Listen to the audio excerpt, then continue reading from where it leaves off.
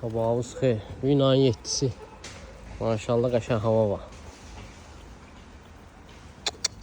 Gəldim işə. Görəm bir də oturur burada.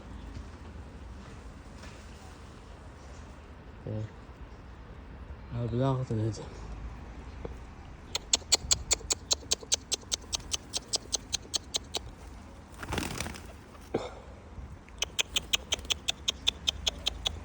Düş aşağı. Götür düş aşağı.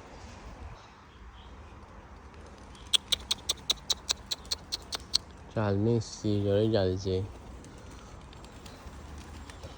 Maşallah hava qəşəng.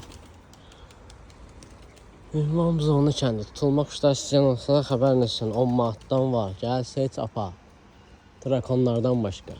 Bu uçanlar hamısı quşdur. Burada uçanlar drakon yoxdur. Hamısı quşlardır. Çep var, çil var. Göqquyruq var. Qarabaş var. Bu qəşəng göybaş erkeğidir. Yarım qənet gəlib düşmüşdü.